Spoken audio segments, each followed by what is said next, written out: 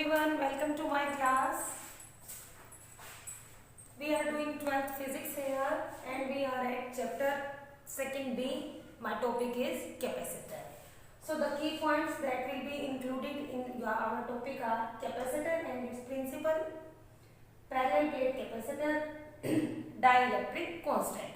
तो these will be done one by one. तो चलिए start करते हैं. First is capacitor and its principle.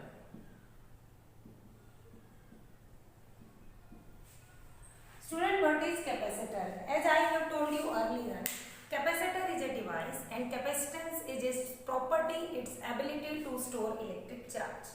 Then the question that comes in our mind is that कि क्या जितना हम चाहें उतना चार्ज उसके ऊपर स्टोर कर सकते हैं. Suppose I have a bucket and I am filling water in this bucket.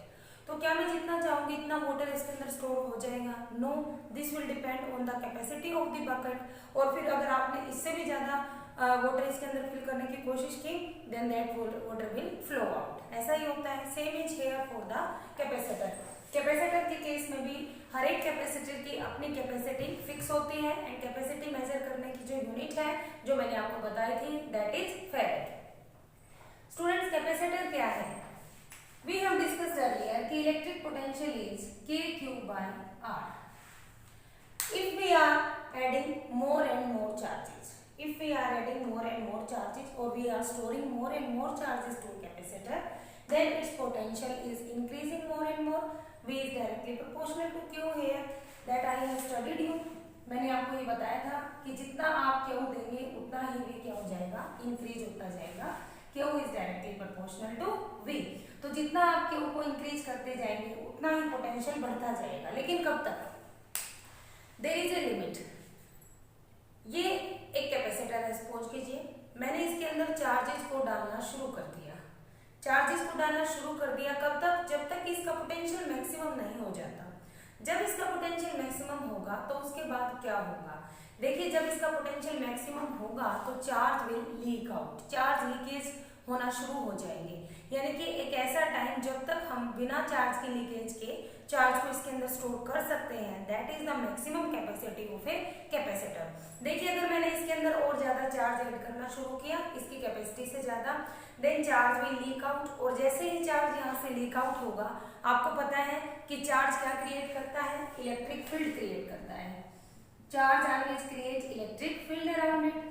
तो ये चार्ज क्या करेगा? यहाँ पर जो एयर के एटम होंगे, जब ये लीकेज होगा तो यहाँ इसको एयर के एटम मिलेंगे. एयर के एटम को ये क्या करना शुरू कर देगा? आयोनाइज करना शुरू कर देगा. And ionization, this is known as leakage of charge, जिसको हम क्या कहते हैं स्टूडेंट्स? Leakage of charge. तो यहाँ जब तक कि लीकेज ऑफ चार्ज स्टार्ट नहीं हो जाती, उससे जस्ट पहले जब तक कि हम इतना चार्ज स्टोर कर पाते हैं, that is the maximum capacity of a capacitor. तो वहां तक आप कैपेसिटर के अंदर अपना चार्ज को ऐड कर पाते हैं. और यही क्या है? कैपेसिटर की मैक्सिमम एफिशिएंसी को आपको शो करेगा. कैपेसिटर कहाँ यूज होता है? Many of the electrical appliances in our house such that in fan, electric cooler, इन सब के अंदर कैपेसिटर यूज होता है. लेकिन जैसे जैसे अप्लायंस की एफिशिएंसी बढ़ेगी तो कैपेसिटर का साइज, कैपेसिटर की एफिशिएंसी उसके अकॉर्डिंग बढ़ती जाएगी. क्लियर है? हर एक कैपेसिटर की अपनी फिक्स कैपेसिटी होती है. And you have also seen the capacitor in your household appliances also. Now we will discuss about capacitors principle. आप कैपेसिटर के प्रिंसिपल को कैसे समझेंगे? Suppose I have an plate.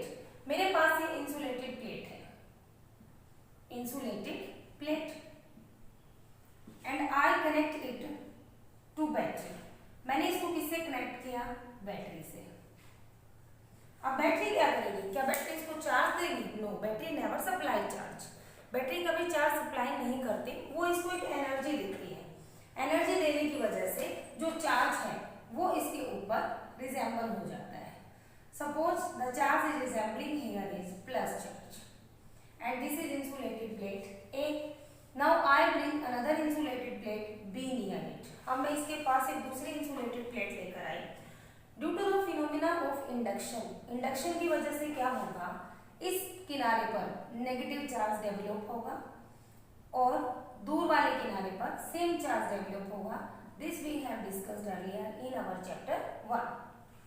Due to phenomena of induction, negative charge will develop here and same charge will develop on the other end of the battery B.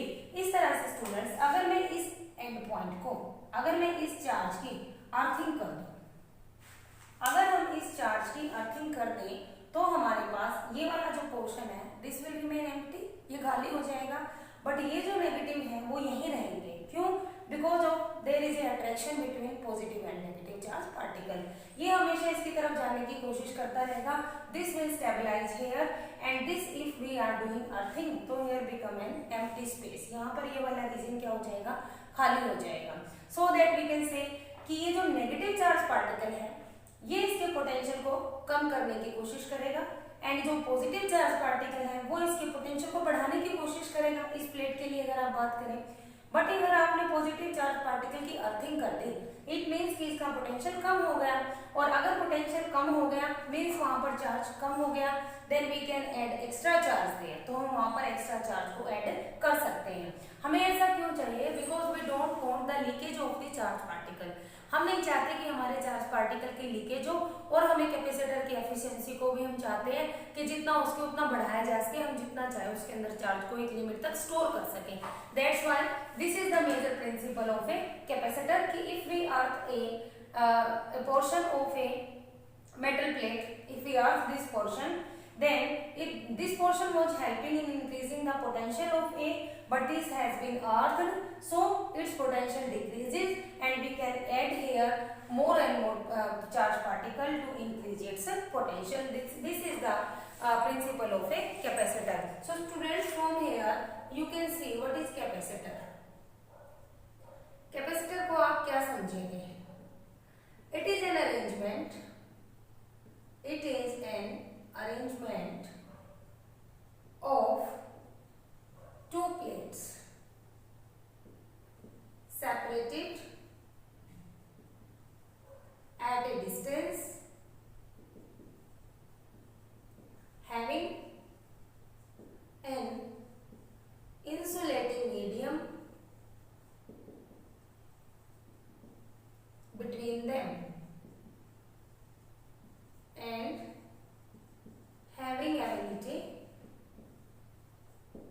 to store charge। तो इस तरह से आप capacitor को define कर सकते हैं कि ये दो प्लेट्स की एक ऐसी अरेंजमेंट है जिसके अंदर आप चार्जेस को स्टोर कर सकते हैं, जिसके ऊपर आप चार्जेस को स्टोर कर सकते हैं। That plate should be at a particular distance from each other and there can be an insulating medium between these two plates, or we can say there can be vacuum or air between these two plates. So this is an arrangement of a capacitor. Capacitor are basically of three types. Three types के होते हैं. First is parallel plate capacitor. Second is spherical capacitor. And third is cylindrical capacitor. Students, capacitor are of three types: parallel plate, spherical and cylindrical. Both of these are not included in your syllabus.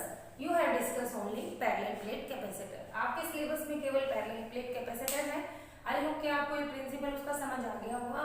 तो next topic that we will done, that is parallel plate capacitor. Now we will go towards parallel plate capacitor. Before this, अगर आपको symbol करें, symbol of capacitor, then this is the symbol of capacitor. Two parallel plates. This is the symbol of capacitor.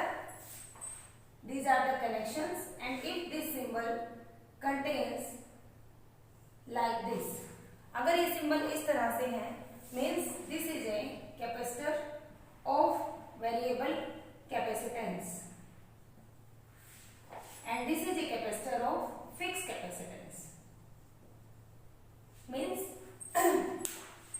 ये जो capacitor है इसकी capacity fix रहेगी, and if you show an arrow over this capacitor, then this shows that this is a capacitor having variable capacitance. Clear? Now we will discuss about parallel plate capacitor.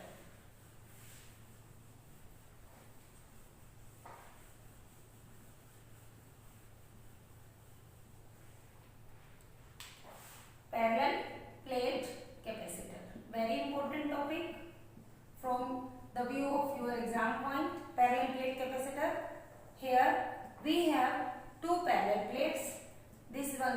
A and this is B. Similarly, we have charged this by using the terminal of a battery. हमने इस plate को charge कर लिया है. By the phenomena of induction, here we will get negative charge particle and the other portion we will get positive charge particle.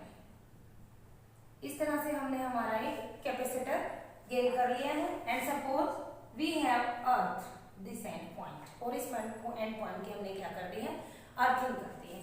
Now students, this plate has charge density sigma and this plate has suppose charge density minus sigma because positive charge has been earth here, so this plate becomes negatively charged. तो इसकी density जो है वो हमने क्या ले ली, negative of sigma. And suppose air is filled in between this space, इस स्पेस के बीच में जितना स्पेस इसका हमने डी कंसीडर किया है, इस स्पेस के अंदर हमने क्या फिल कर रखी है, फिलहाल एयर फिल कर रखी है. इसके अंदर कोई भी मीडियम आपने नहीं पुट करा है. अभी पहले केस के अंदर हमने डिस्कस करने वाले हैं. तो हेयर इज ए कैपेसिटर. आप यहाँ पर देख सकते हैं कि आपके पास एक कैपेसिटर है, इसका एरिया आपने ए मान लेना है. इन दोनों प्लेट्स का जो एरिया है, suppose that area is A. This plate having charge density sigma due to its positive polarity and this plate will have charge density minus sigma due to its negative polarity. Now all of you know from the chapter first कि electric field at this region and this region will be zero. ये हमने पढ़ा था applications of Gauss law के अंदर कि इस plate के लेफ्ट में और इस प्लेट के राइट में इलेक्ट्रिक फील्ड इंटेंसिटी जीरो रहेगी. मींस जो इलेक्ट्रिक फील्ड इंटेंसिटी मिलेगी वो हमें इस एरिया के अंदर मिलेगी and that electric field intensity is sigma by epsilon not. Clear students, यहाँ पर जो इलेक्ट्रिक फील्ड इंटेंसिटी होगी that will B sigma by epsilon not. और आपको इलेक्ट्रिक फील्ड इंटेंसिटी की डायरेक्शन देनी है तो आप इस तरह से उसकी डायरेक्शन देंगे फ्रॉम पॉजिटिव टू नेगेटिव. ये हमारा इलेक्ट्रिक फील्ड इंटेंसिटी की डायरेक्शन हो जाएगी. Then student, in the topic of potential, potential के अंदर आपने किया था कि E dot D L, E dot L कह लीजिए, ई डॉट डी कह लीजिए. D I am putting here for this separation. हमारा जो पोटेंशियल था that was line integral of E dot D L. इस तरह से आप लिखते थे. यहाँ अपने आप जो पोटेंशियल लिखना है दैट इज ई इंटू में D, where E is our electric field intensity and D is the separation between this two plates. Then what is E here, E is sigma by epsilon naught into में D. But what is sigma, sigma क्या होता है, sigma होता है students charge upon area. अगर आप sigma की बात करें that is charge upon area, then put this value in this equation, we will become QD by A epsilon naught. From the first topic that was capacitance, we discussed Q is directly proportional to V and Q was equal to CV and C was equal to Q by V. Clear students? Then put this value of V in this equation. We can write it as small q. V की value आपने यहाँ पर put कर देनी है QD and getting A epsilon naught on the above side. Then Q will cancel out with Q and you will left with A epsilon naught by D. C is equal to A epsilon naught by D and this is the capacity of parallel plate capacitor. So student, this is the capacity of parallel plate capacitor and from this equation you can observe that C is directly proportional to A and C is inversely proportional to D. What is epsilon naught? You have studied about it in the first chapter. Epsilon naught is the permittivity of free space. इस free space के बारे में ही मैं बता रहा हूँ. Capacity of parallel plate capacitor is directly proportional to area. Means अगर आप area इन प्लेट्स का बढ़ाते जाएंगे तो कैपेसिटी क्या हो जाएगी, इंक्रीज हो जाएगी. मीन्स आपको ज्यादा स्पेस मिलेगा चार्ज पार्टिकल को स्टोर करने के लिए. सेकेंड, सेपरेशन को अगर आपने इंक्रीज कर दिया तो capacity will decrease. If I am taking this two plates further and further, अगर आप इन दोनों प्लेट्स को दूर दूर लेके जाएंगे मीन्स इनके बीच का गैप इंक्रीज हो जाएगा, देन कैपेसिटेंस विल डिक्रीज. तो इनकी जो कैपेसिटी है वो डिक्रीज हो जाएगी. जैसे जैसे चार्ज पार्टिकल दूर होते जाएंगे, both of this positive and negative will have no effect on each other. इन दोनों का एक दूसरे के ऊपर कोई इफेक्ट नहीं होगा. दैट्स वाई जो कैपेसिटेंस है, जो इलेक्ट्रिक फील्ड है वो ना के बराबर, और अगर ऐसा हो गया तो इनके बीच का सेपरेशन ज्यादा होने से इनकी कैपेसिटी क्या हो जाएगी, कम हो जाएगी. तो this is the capacity of parallel plate capacitor. Now If you are given कि suppose a dielectric medium is put in between the parallel plate capacitor, अगर ऐसी सिचुएशन आ जाए कि आपने जो पैरेलल प्लेट कैपेसिटर बनाया है उसके बीच में आपने कोई डाइलेक्ट्रिक मीडियम इंसर्ट कर दिया। Suppose you have put here a dielectric medium, आपने कोई भी डाइलेक्ट्रिक मीडियम इसके अंदर रख दिया। अगर आपने डाइलेक्ट्रिक मीडियम रख दिया तो उसका डाइलेक्ट्रिक कांस्टेंट भी आपके पास जरूर होगा। सपोज दैट इज के। आपको कुछ ऐसा दे दिया जाए कि पैरेलल प्लेट कैपेसिटर के बीच में we have inserted an dielectric medium और उस डाइलेक्ट्रिक मीडियम का कैपेसिटेंस हमारे पास के है।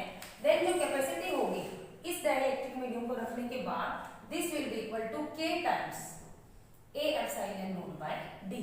तो उस कैपेसिटर की जो कैपेसिटी होगी डाइलेक्ट्रिक को रखने के बाद that will be K times A epsilon naught by D. इस तरह से उसकी जो कैपेसिटी है वो के टाइम्स क्या हो जाएगी, इंक्रीज हो जाएगी। क्लियर है स्टूडेंट? फॉर एग्जाम्पल, इसके लिए मैं आपको एक एग्जांपल लेके बताती हूँ कि कैसे आपने पैरेलल प्लेट कैपेसिटर का क्वेश्चन सोल्व करना है।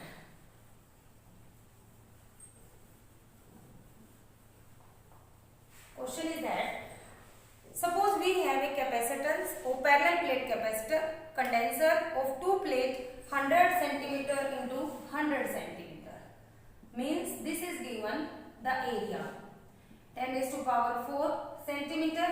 और वी कैन से अगर आपने इसका एरिया निकालना है तो ये एरिया निकल जाएगा इसका 10⁴ सेंटीमीटर स्क्वायर हो जाएगा यहाँ पर and this will become 10⁻² metre square. This will be the area 10⁴ centimetre square, तो ये बन जाएगा आपका 1 मीटर स्क्वायर। Clear student? जब आप इसका स्क्वायर करेंगे दोनों का then area will be equal to 1 metre square. This will be area and one extra thing that has given is separated by 2 mm। दोनों के बीच का जो सेपरेशन है that is 2 mm। We can say 10⁻³ metre है, इसको हमने metre में कन्वर्ट कर दिया। And the next thing is k = 4। जो डाइलेक्ट्रिक कांस्टेंट इसके बीच में रखा गया है, जो डाइलेक्ट्रिक मीडियम इसके बीच में इंसर्ट किया गया है उसका जो डाइलेक्ट्रिक कांस्टेंट है दैट इज k एंड उसकी वैल्यू आपको 4 दी गई है and we have to find out its capacitance. Now formula is that similarly we have to put the values. k is 4, area की वैल्यू आपने 1 मीटर स्क्वायर फाइंड आउट कर ली। Epsilon naught 8.85 into 10⁻12 and d is what 2 into 10⁻³ इस तरह से relation आपने put करके इसकी वैल्यू को फाइंड आउट कर देना है। 10⁻12 is epsilon naught that we have studied in first chapter. तो ये आपका कैपेसिटेंस आ जाएगा। मींस अगर आपको दोनों प्लेट्स के लिए ये आपको दोनों प्लेट्स को मिलाकर इनका एरिया दिया गया है that is 10⁻⁴ centimetre square. In converting into meter square, this will become 1 meter square and separation converting in meter, k is given as 4, then you will get a capacitance. Now we define the relative permittivity or dielectric constant. ये जो dielectric constant आपके पास आया student, इसको आप कैसे define करेंगे? This can be defined as आपके पास है dielectric constant, जिसको हमने relative permittivity भी कह सकते हैं। This is also known as relative permittivity. Now we have to find out the value of relative permittivity or dielectric constant. This can be written as K or epsilon R, same as we have done in previous chapter in first chapter. Then this is equal to capacitance of a capacitor having medium between them over capacitance of a capacitor having, आप इसको air कह दीजिए, vacuum कह दीजिए, between them means अगर आप इन दोनों चीजों को डिवाइड करेंगे then you will get k। तो आपके पास किसकी वैल्यू आ जाएगी? k की वैल्यू आ जाएगी। Means k is equal to Cm by C node. This is the capacitance for medium between this parallel plate and this is the capacitance for air between parallel plates. So we can say C medium का जो होगा that will be equals to K times C capacity of that capacitor having air between them. तो इस तरह से आप इस relation को फाइंड आउट कर सकते हैं। और स्टूडेंट्स इससे अलग अगर आप देखें K को एज इट इज लिखिए, C नोड की वैल्यू जो आपने पहले निकाली थी epsilon node A by D. So from here we can say कि अगर एक आपके पास ऐसा कैपेसिटर है जिसकी प्लेट्स के बीच में आपने एयर को फिल करवाया हुआ है, तो उस कैपेसिटेंस को आप डाइलेक्ट्रिक कांस्टेंट से मल्टीप्लाई कर दीजिए, आपके पास उस कैपेसिटर की कैपेसिटी आ जाएगी जिसके अंदर आपने डाइलेक्ट्रिक मीडियम को इंसर्ट करवा रखा है। हर एक मटेरियल की अपना अलग डाइलेक्ट्रिक कांस्टेंट होता है। ये जब आप अपनी बुक्स में देखेंगे तो आपको वहां पर एक टेबल बनी हुई नजर आएगी कि डाइलेक्ट्रिक कांस्टेंट और सम डिफरेंट या कॉमन डाइलेक्ट्रिक्स की आपको अलग अलग दी हुई मिलेगी, वहां से आपने ये स्टडी कर लेनी है। And now student, spherical capacitor और ये जो है cylindrical capacitor, these are not included in your syllabus, so you have to done only parallel plate capacitor, dielectric constant, capacitor and its principle. This was the topic for today's class. I hope all of you understand. अगर आपको इसमें कोई भी difficulty है then you can call me, you can ask me on my WhatsApp number. इसको करते रहिए, practice करते रहिए इसकी। मिलते हैं नेक्स्ट वीडियो में। Till then, stay safe, stay home. Thank you. Have a nice day.